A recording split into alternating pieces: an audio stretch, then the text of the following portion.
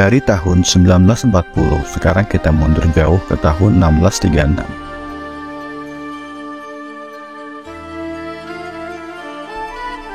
Pada tahun ini, mungkin menjadi sebuah jawaban kapan pertama kali agama Islam mulai masuk dan menyebar ke kota Sampit.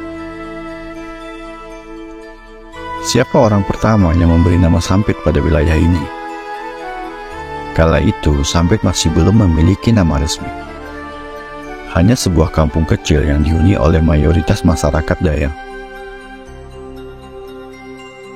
Melihat potensi ini, Sultan Musta'in Billah, pemimpin kerajaan Banjar, berniat menjadikan wilayah tidak bernama ini sebagai fazal baru atau provinsi baru dari Kesultanan Banjar. Kebutuhan pendirian fazal sangat mendesak karena kala itu Kesultanan Demak berada dalam masa kemunduran kejayaan, sehingga Raja Tuban dari Jawa dan Arus Baya dari Madura menggempur Kesultanan Banjar yang kala itu adalah sekutu dari Kesultanan Demak. Tujuan dua negara itu, Erang Kesultanan Banjar tentu saja ingin negara ini takluk di bawah mereka.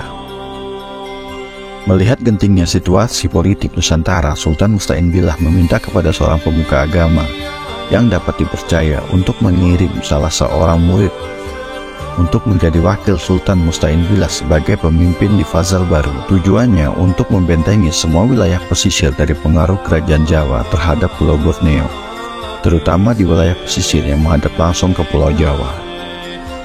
Atas permintaan Sultan, dipilihlah seorang pemuda bernama Sampit.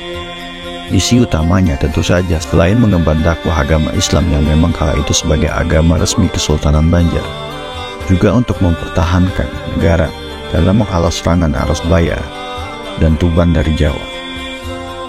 Misi Sampit ini pun berjalan dengan baik. Banyak masyarakat asli yang masuk Islam, mulai dari interaksi sampai pernikahan. Lalu wilayah tidak bertuan ini pun diberi nama dengan nama Kampung Teluk Telaga karena letak geografisnya yang berada di sekitar teluk.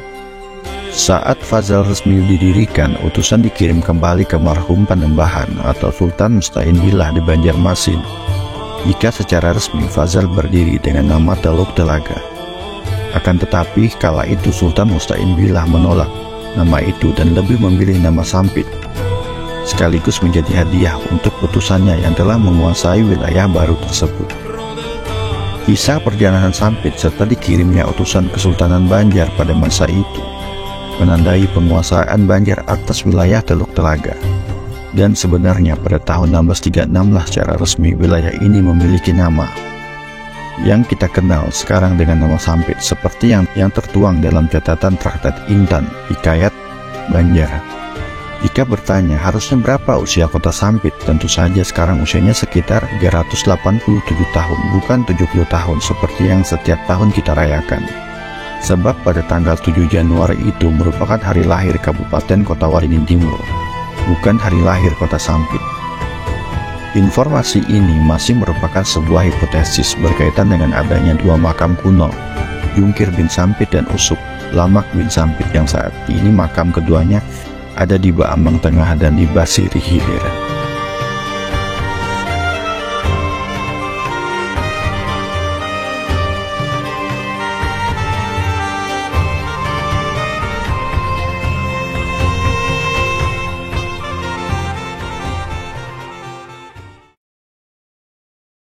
Ah!